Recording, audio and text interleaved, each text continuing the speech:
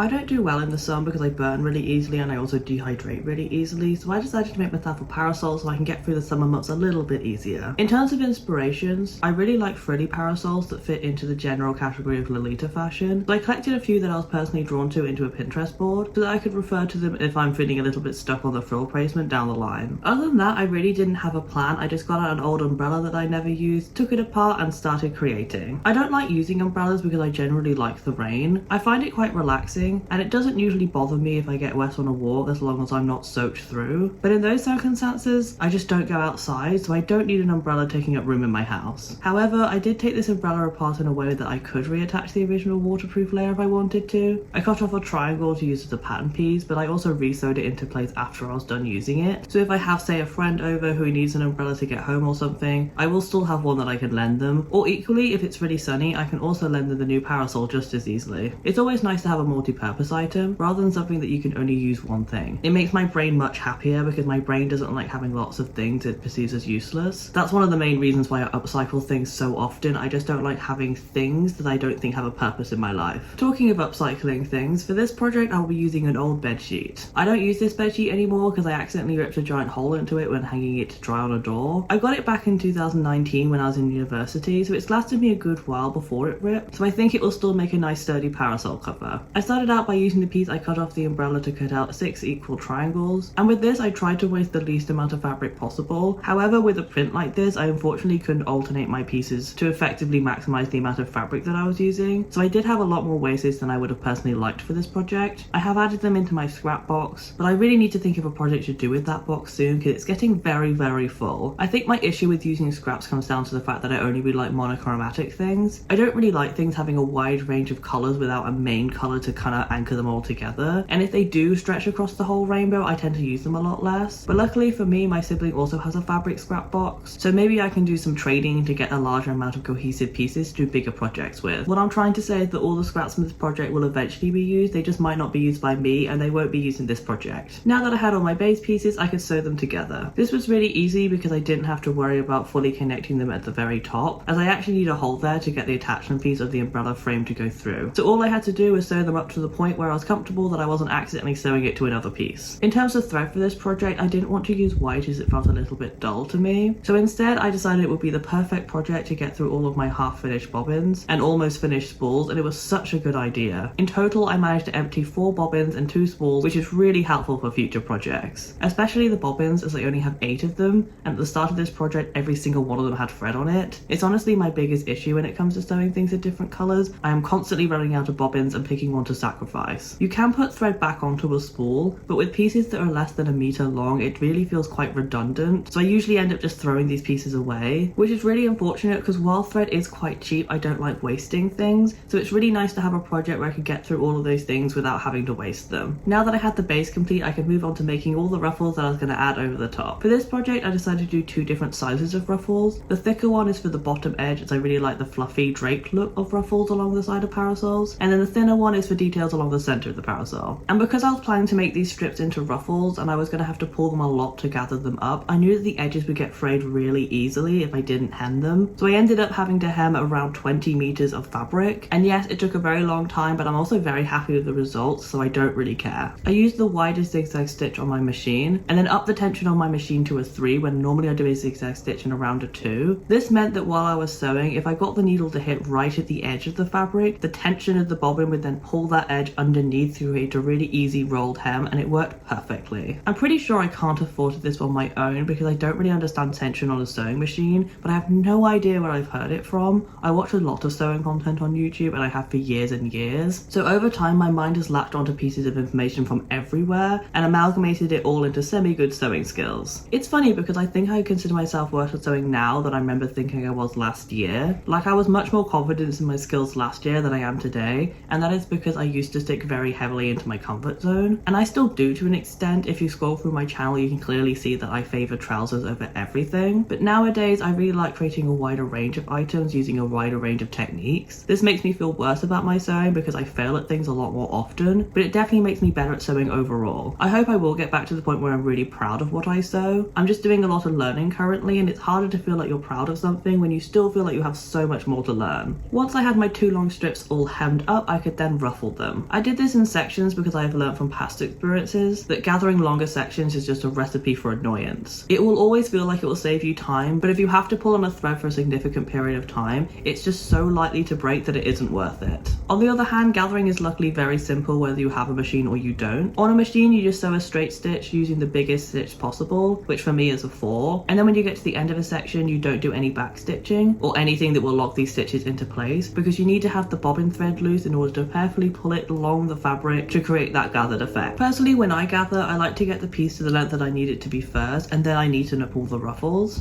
But you can also do this as you're going along if you like, or if you don't have a specific length that you're aiming for. Once I'm happy with the length of my ruffling, I stitch the top thread down onto the other side of the fabric and tie it together with the bottom thread to secure everything into place. If you don't have a machine, you can do this very simply by hand. The only difference is that you won't have a separate bobbin thread to pull, so you will just have to pull the fabric down that single thread line. So I would recommend doubling over the thread to make it a little bit stronger. For these ruffles, I also ironed them into place because I like that crush look it creates, and it also makes them so much easier to sew into place later on, but it's definitely not a necessary step. If you don't iron them, they have a nice fluffy look to them and they work really well for some projects. They are just a little bit harder to sew down. With my ruffles all created, I could then sew them into place, starting with my narrower one. I decided to lay this piece out in a flower S shape as it adds a touch more whimsy to the piece, but it definitely didn't add any whimsy to the process of making this piece because it took me at least 20 minutes to get everything in the right place before I could even start sewing it down. I'm very used to the sort of sewing where it's all seams, which means you can just perfectly match everything up and just follow the lines, whereas this was the exact opposite of that. In a way, it was freeing to sew like this as I felt like I didn't have to do lots of pre-planning. I could just go wherever I wanted to throughout the process, but it was also not great in terms of time management. I really thought this would be a really quick and easy project to do during a busy work week, but it wasn't really that at all. In total, this entire project took me around 12 hours, which for reference is more time than it took me to sew my Pokemon shorts, including the drying time of the paint. Obviously, it's still not a really long project. For example, my corset took me around 30 hours to make from start to finish, but for something that I thought would be a maximum of 5 hours to complete, it felt like a much bigger project than it really was. Mostly it was the ruffles. These details always take me a lot longer than I remember every single time I do them. I really should invest in a ruffling foot. I've seen people use them and it cuts down an hour-long ruffling job into a matter of minutes, and that would just be so helpful to do these short projects with. Like the ruffling for this project took me around 3 hours to do, but if I had a ruffling foot, the longest portion would actually be cutting out all the strips and would also really save my hand from the tedious pulling of the fabric and the thread. Regardless of how long it took, I do think it came out exactly how I wanted it to, and I'm really happy with it. I kind of wish I had a reason to make a skirt because this sort of detail would look so huge on a skirt, but I don't like wearing skirts at all, so I don't think that will ever happen. If you know me in real life and kind of want a skirt that looks like this parasol, please let me know because I will make it for you. As long as you pay for the fabric, I can't pay for the fabric for you. With the small ruffle in place, I then moved on to adding the bigger ruffle. This one was both easier and harder to get into place. It was easier because I was just following the edge of a pre-designed shape, but it was also a little bit harder because I couldn't see where the edge of the base was through the ruffles, so it was a little challenging to get them a consistent distance from the edge all the way around. Overall, I did an okay job of making it even, but there is one corner where I messed everything up. I don't know if it happened during the pinning or the sewing process, but the base fabric got a little bit caught up in the stitching, so it no longer lays flat underneath. It's not a huge issue as I was still able to attach it to the umbrella frame in the end, but there is a much smaller gap between the end of the metal and the end of the ruffle than all the other points, so maybe I will try and fix it again at some point. It might even be an easy fix because I'd only have to unpick that small section and then sew it back over on the same line, but it is also on the umbrella frame now and I don't feel like taking it off again anytime soon. I know I said I wanted this to be an exchangeable item, but even with that being an option, it's still not a quick thing to do. You have to cut all the 12 points that I've sewed onto the frame and then re-sew those 12 points over again, so I really only want to have to be doing that if I had a real purpose for doing so, and redoing a tiny bit of stitching feels more like something that can wait for that purpose to arise to fix rather than fixing on its own. Back to the ruffles, I sewed them a little bit differently than the fin ruffles. With those, I sewed directly along the line that I sewed previously when gathering them. This is because I wanted to go directly down the middle of the strip both times, but for this longer piece I decided to do a double stitch line, so when I was sewing this onto the base I sewed it a centimetre above the gathering stitches instead. I think this was semi-successful. I like the effect, especially with one being sort of mottled by the fabric fabric overlapping it while the other being completely solid. It just creates a cool bit of contrast. But saying that, I think that's also why it's semi-successful, because if it's contrasting, I prefer it to be more contrasting. I mentioned before that I was using different threads throughout this project, but my top threads were all a lot longer than my bobbin threads. So all the top lines ended up being either green or red instead of having different colors like the bobbin threads. This works for the hemming sections because you can see both sides of the pieces really easily, especially with the gathering. But with stitches like these, you can only see one color because one color is fully hidden. Basically, I just wish I used a different top thread when sewing this piece onto the base instead of the red, so that the two lines of stitching would be a very different color. I think this would have added just a little bit more interest to this overall piece. The last step in this project was just attaching this new cover to the original umbrella frame, and I was all done and I can finally show you the final result.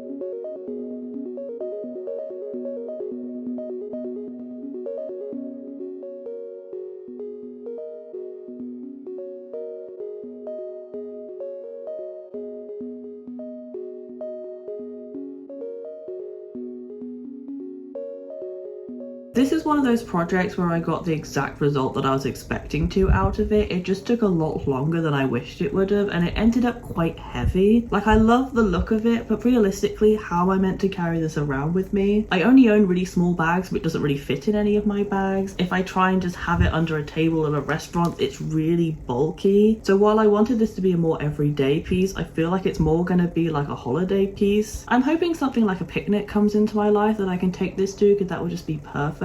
Not that I go on any picnics because I'm really allergic to grass, but it would be great to use this parasol for. Another thing about this is that this cover is really heavy compared to the original, so this frame struggles a little bit with going up and down, so I'm worried it's going to break quite soon. Luckily, this is a standard size umbrella, so if it does break, I can easily get another one, but that would be so annoying. It would just be such a waste of the original frame. With that said, that is it for this video. If you did enjoy it, please give it a like down below, comment what else you'd like me to do, maybe some more interesting things you'd like me to create, and subscribe as I post a new video every single week or when I can, and I will see you next time. Bye!